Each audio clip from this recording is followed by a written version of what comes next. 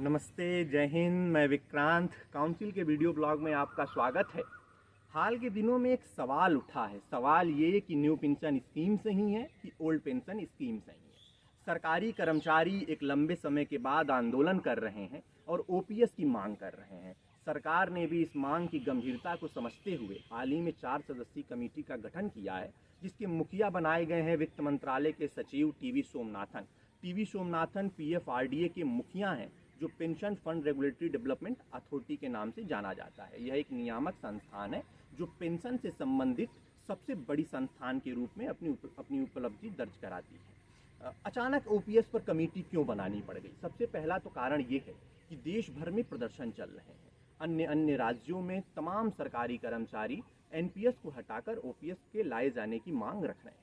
दूसरी महत्वपूर्ण बात क्या है कि छत्तीसगढ़, हिमाचल प्रदेश, राजस्थान की सरकारों ने अपने यहाँ ओल्ड पेंशन स्कीम को लागू कर दिया है।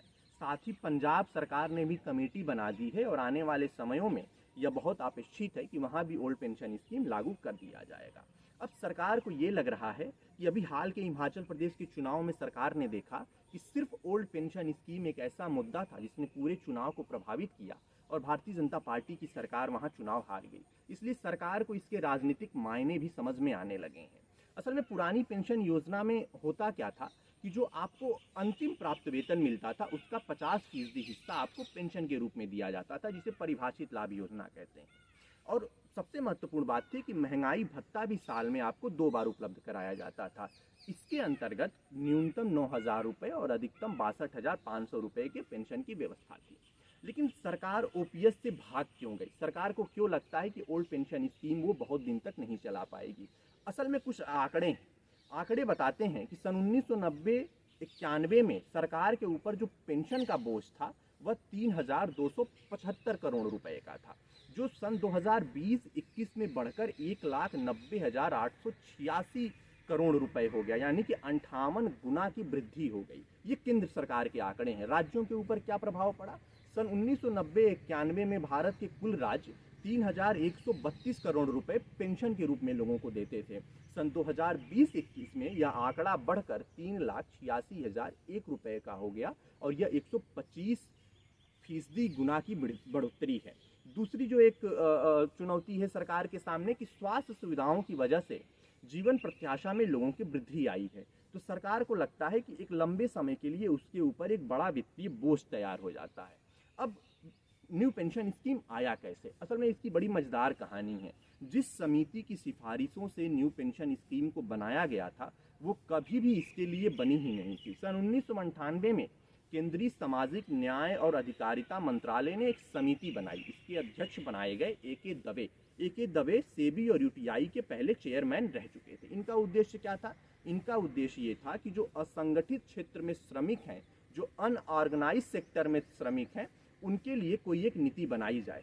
साथ ही जो वृद्धा अवस्था आय सुरक्षा है उसको देखते हुए सरकार को लगा कि निकट भविष्य में बहुत बड़ी आबादी वृद्धा होने वाली है, तो उनके लिए कुछ सामाजिक आय की व्यवस्था की जाए, उनके सामाजिक आय को सुनिश्चित करने की व्यवस्था की जाए। तो वृद्धावस्था सामाजिक और आय सुरक्षा समिति नाम की इस रिपोर्ट ने सन 2000 में अपनी आखिरी रिपोर्ट प्रस्तुत की और इसने 3 सुझाव दिए। इसने कहा कि 3 फंड बनाए जाएंगे। पहले फंड में 10% हिस्सा सुरक्षित रखा जाएगा इक्विटी में।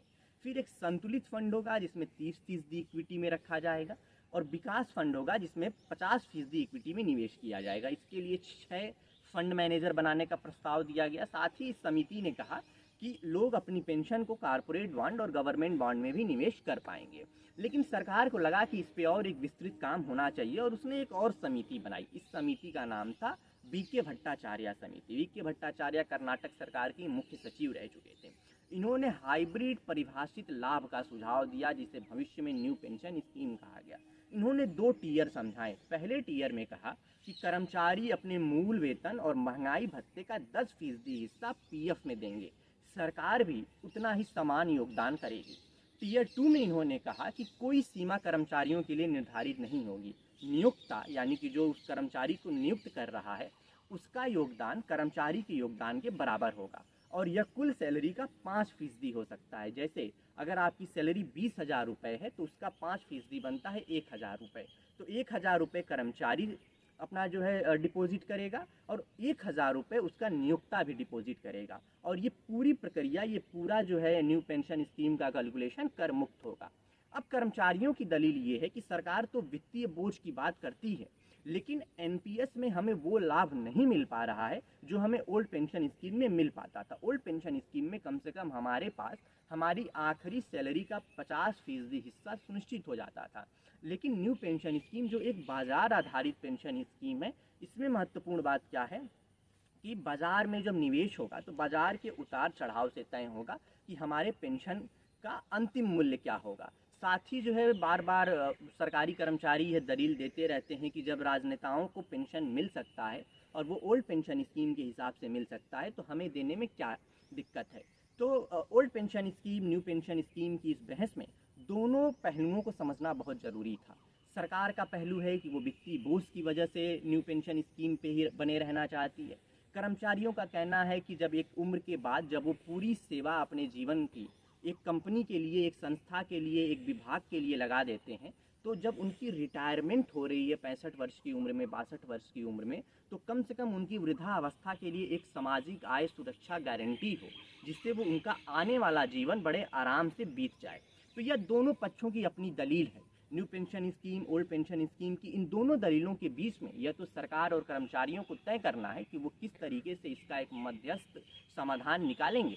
लेकिन मुझे लगता है कि हमारे दर्शकों को ये चीज़ ज़रूर जाननी चाहिए कि इसके पक्ष के तर्क क्या हैं, विपक्ष के तर्क क्या हैं, और मुझे उम्मीद है कि आपको आज की यह रिपोर्ट पसंद आई होगी। एनपीएस बनाम ओपीएस की यह जानकारी आपको किसी न किसी रूप में ज़रूर लाभान्वित करेगी। नमस्कार, मैं विक्रांत। जय हिंद, जय भारत, जय लोक।